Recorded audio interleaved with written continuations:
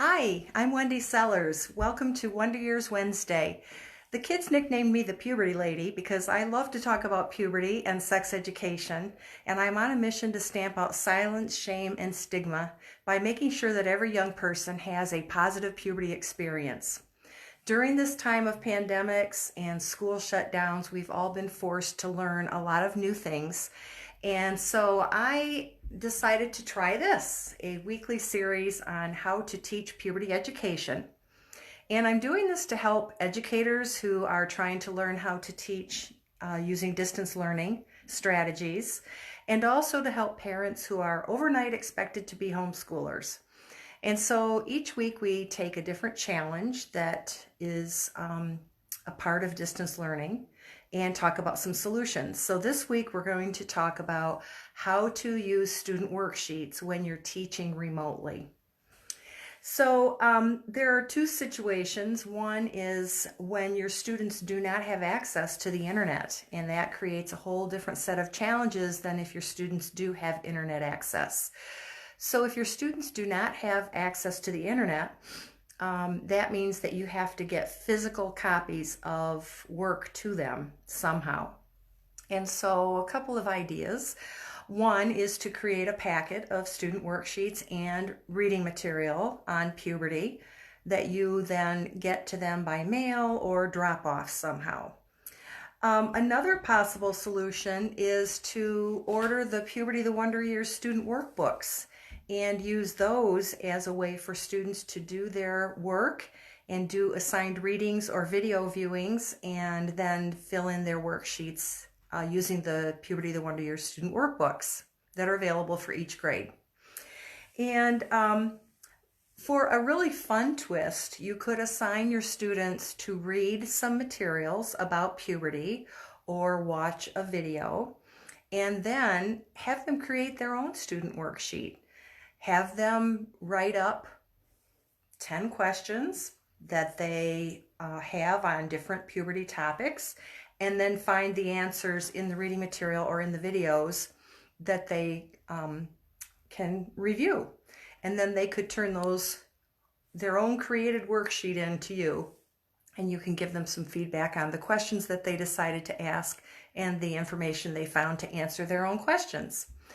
Now, collecting that work, you would collect that the same way you would collect any work, whether it's math or language arts, whether by mail or having the parents drop it off, or by you doing a pickup of some sort. So it would be the same strategy for picking up that physical work. Now, the other situation is if your students do have access to the internet and they do have the laptop or smart device to be able to access student worksheets. So how can you adapt worksheets then? So if you're already using Google Classroom, you can convert student worksheets into Google Docs, or create Google Forms and have the students fill out those worksheets using that methodology. You could also use the student workbook, send it out to the students via email or Google Classroom, and then just have them number a sheet of paper and write out their answers that way, or type in their answers that way and turn it into you by email or via Google Classroom. If your students don't have printers to print off the worksheets that you send home, then using Google Forms or Google Docs will help them to access the homework or the student worksheets even if they don't have printers. You can also use Google Slides, and Google Slides you could actually type out, create a slide with a student assignment on it, and the students can actually type into Google Slides their responses, and you can collect them that way using Google Documents. If your students have scanners, they can scan their worksheets that they've completed and email them back to you.